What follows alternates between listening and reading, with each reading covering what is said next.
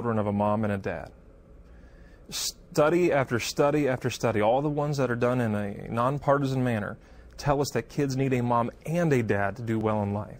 Two moms can be two great moms, but they can never be a great father. And that's the point of it all. The genders complement one another. That was inherent at our design.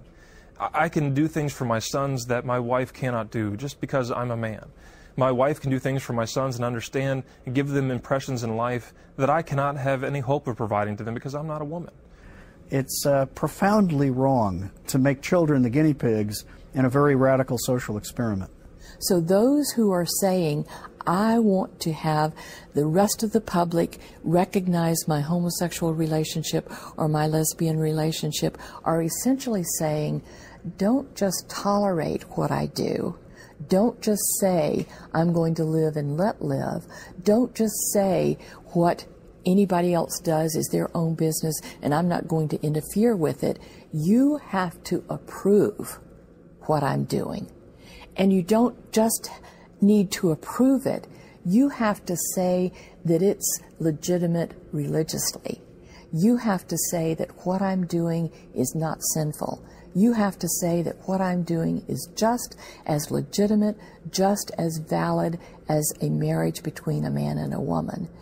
You know, the reason why many of us press so hard for amendments to our state constitutions to define marriage as between one man and one woman goes back to our United States Constitution. And there's a clause within the Constitution that's called the full faith and credit clause. And effectively it says this: look, if there's a law in Massachusetts, people in West Virginia have to give it the full faith and credit that it's due. Because of the full faith and credit clause of the United States Constitution, if a couple were to go to Massachusetts or to go to Connecticut or even go to California during the time that was legal and get married in those states, because of that clause in our United States Constitution, in technicality, we are supposed to recognize the laws from the other states, unless we have a policy within our own state to not do that, or within our own Constitution not to do that. Well, that's why these Defense of Marriage Acts were introduced in the first place. That's why throughout the country there are some, I think 39 or more states that have put within their statutes laws that will limit what marriages they will and will not recognize. It's really interesting when you look at the outcomes of elections. In every instance where the definition of the family has been put for a vote, the American public says, I want to keep marriage a sacred title so that it exclusively refers to a relationship between a man and a woman. And that's universal. Every time it's come up for a vote, it has passed. And the public has said very, very clearly that marriage should be between a man and a woman.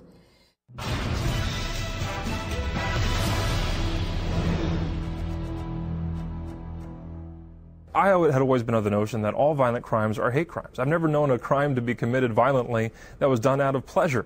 People need to understand, first of all, that nobody advocates violence against anyone for any reason. And that is criminal. And it's already a crime to assault somebody, and it should remain a crime.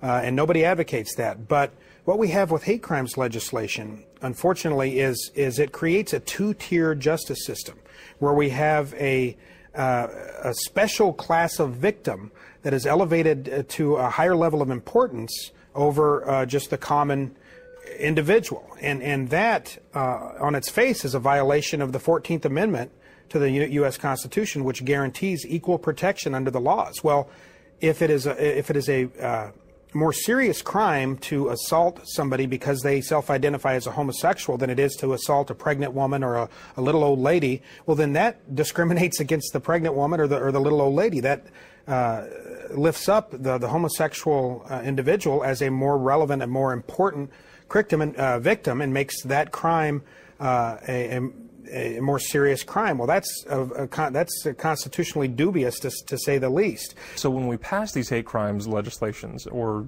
non-discrimination ordinances that are out there, we then are creating effectively a brigade of thought police. Almost this Orwellian notion that we have the government body that is overlooking all of our thoughts and determining whether or not this is a racially motivated or a sexually orientated motivated crime. That's something that we shouldn't be doing. Our justice system is set up to judge action. And when we allow this thought police to enter the occasion, we create up a whole new class of victims, and ones that we shouldn't be doing. All victims deserve equal justice, regardless of the motivation of the crime. Canadian youth pastor Stephen Busan worked with kids from all walks of life. He was a father figure to them. The cool kids, the loners, the straight kids, and those struggling with sexual identity. He ministered to them all. But when he felt the homosexual machine was pushing its agenda to the detriment of those kids, he put his feelings into words and sent a letter to the editor of his local paper, the Red Deer Advocate. The fallout from that simple act gives us a disturbing look into the chilling effect of hate crimes legislation. I already was writing letters to the editor occasionally, just like anybody else can in the community. But through this youth program, I started to become more aware of how the teens were being intentionally or unintentionally, my belief, brainwashed or lured into, manipulated into believing that homosexuality was normal, necessary, acceptable, and productive. And that was actually, word for word, the initiative of a government-funded agenda program that was being introduced into public schools.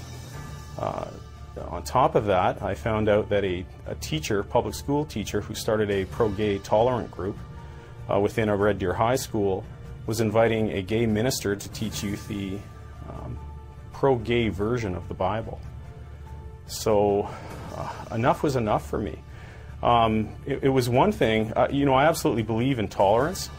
I believe that someone has a right to claim that they're homosexual in a democratic society, and I believe that if that's what they want, you know, though I disagree with that lifestyle, I believe that it's detrimental to, holistically, to a person's well-being. I believe that if that's the way they want to live their lives, they should have that right to do so. God gives them that right to do so. Where the boundaries were overstepped was when my tax dollars, and it's not about money, was when my tax dollars were being used to fund an initiative that was absolutely against my values as a human being, my values as a Christian. And so I wrote a letter to the editor that was written to be hard-hitting. It was written strong. It wasn't designed to be a fluffy, we're going to meet you halfway. It was designed to say to heterosexuals, to mainly Christian heterosexuals, wake up. Look what's coming in the back door in our country. The letter was printed in the paper on June 17, 2002. It began with this paragraph. The following is not intended for those who are suffering from an unwanted sexual identity crisis. For you, I have understanding, care, compassion, and tolerance. I sympathize with you and offer you my love and my fellowship. The letter goes on to say, your children are being warped into believing that same-sex families are acceptable, that men kissing men is appropriate, and the homosexual agenda is not gaining ground because it is morally backed. It is gaining ground because you, Mr. and Mrs. Heterosexual, do nothing to stop it. The fallout from the publication of the letter was swift and severe. Our Supreme Court upheld the Canadian Criminal Code prohibitions on hate speech. What that means is that there is not the same level of protection for freedom of speech in Canada as there is in the United States. And because of that, the Canadian Parliament recently amended the Criminal Code to add sexual orientation to the list of grounds upon which one cannot speak in what is termed a hateful way. If you do, you are subject to prosecution by the Attorney General. Red Deer teacher Darren Lund filed a complaint with the Alberta Human Rights Commission. 5 years and tens of thousands of dollars in legal fees later, Stephen Busan was found guilty. His reputation has been sullied, and his financial stability has been undermined as a result of this infringement of his basic rights, made possible by hate crimes laws. The problem with the use of human rights laws to try to enforce a politically correct view of the world is that anyone that disagrees with someone on a political subject will immediately complain about them to a Human Rights Commission in order to silence the debate. And when the battle gets really thick and it drags on for years, and even some some Christians are questioning you, you start to question yourself, you start to get angry, with God, and things aren't going your way, and then you're found guilty. My goodness, poor me. But the reality is the self-assessment that I've done through that, and the having to truly depend on God, not what God can do for me financially, or not what God can, is He going to win for me? Just depend on Him, and having to sit back as a Christian and say, God, regardless of whether I'm found guilty, regardless of whether people like me, I'm going to hold true to your word. Regardless of the mistakes I make, my ups and downs in life, I am going to continue to hold true to your word and stand strong. And that's what I'm going to continue to do. What happened to Stephen Busan may be shocking, but closer to home, a group of Christians found that the very act of sharing a biblical message in public can get you arrested and prosecuted in the United States. This is the case where two 75-year-old grandmothers face the very real possibility of spending the rest of their lives in prison. And a young man was vilified by the media for his message of